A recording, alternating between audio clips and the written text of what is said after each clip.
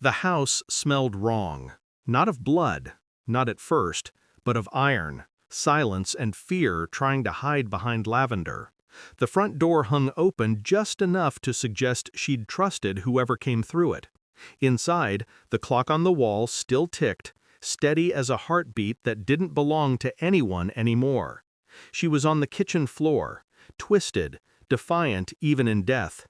There were bruises on her wrists, crescent marks on her throat, and a streak of blood dragged toward the back door. A child's toy car rested beside her fingers. The quadruplets were upstairs, crying in uneven rhythm, hungry, confused, untouched by the horror beneath them. No forced entry, no missing valuables, just violence, purposeful, familiar. I remember standing there thinking, whoever did this didn't just want her gone, they wanted her erased. We worked the case quietly, as if noise might scare the truth away. Her husband was out of state, her neighbors rehearsed grief too neatly, and every alibi fit a little too well. In the photographs, her smile was always half-finished, like she knew something waited for her. The autopsy said strangulation with blunt force trauma. I said rage with restraint. Someone had fought her and won, but barely. But when we brought him in, his eyes were too clear. He said he'd just been doing a favor. No detail, no name, just a favor. And somehow, I believed him. Every new clue felt like a thread tied around my throat. One pull closer, one breath less. I started to see her everywhere. Reflections in interrogation mirrors, flashes of her hair when I passed glass. My notes grew messier. My partner said I was too close.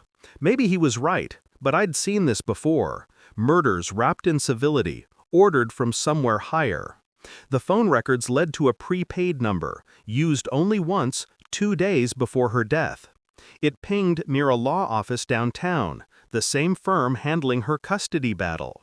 10 years of arguments, restraining orders, and settlements, all tied to one name, Richard Vale, the ex-husband's attorney. When I went to question him, his secretary stalled me. His tone was confident, smooth, and bored, like he already knew what I'd found. That night, I went back to the house alone. The children's rooms were untouched since the night of the murder.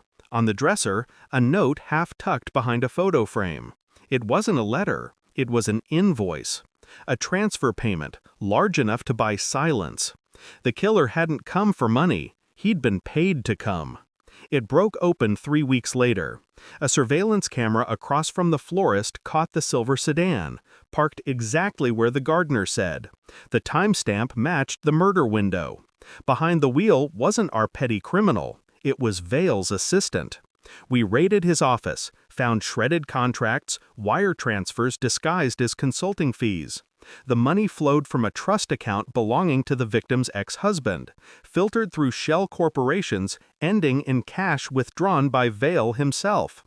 The confrontation in the interrogation room was quiet. Vale denied nothing, not really. He called it a negotiation that went wrong, said the mother provoked her own fate. I watched him speak, calm, rehearsed, sure of his protection. Power doesn't shout, it signs documents. He thought paper would save him. But there, in the corner of my evidence board, the gardener's memory, that license plate, stared back like fate. I recorded his confession without him realizing. One slip, one word, contract. And that was enough. We didn't arrest him in public, we didn't need to. I sent the recording directly to the Bar Association and the state prosecutor's office. No announcement, no warning. By morning, his license was suspended. By noon, his partners disavowed him. By nightfall, he was in custody, not because of vengeance, but because the law, for once, remembered how to breathe. The ex-husband tried to run. He didn't get far. His final statement was one line, "I just wanted my children back." But the truth was simpler. He wanted control, the kind he'd lost the day she walked away. When the verdict came down, the courtroom was silent. I watched Vale's expression fracture for the first time. He wasn't angry, He was confused, as if justice was a language he'd never learned. After the trial, I drove back to the house. The garden had grown wild, vines climbing over the fence as if trying to reclaim what was lost. Her children lived with her sister now, safe, small, untouched by the storm that built their world. Inside, the air was colder. Still carried her perfume, faint but stubborn. I sat where her body had been found and closed my eyes. The silence felt heavier than truth. We call it closure, but it's not. It's containment. The difference between forgetting and surviving. As I left, I looked back once, at the window where the curtains never stopped moving, even when the air was still. Some cases end. This one didn't. It just learned how to stay quiet.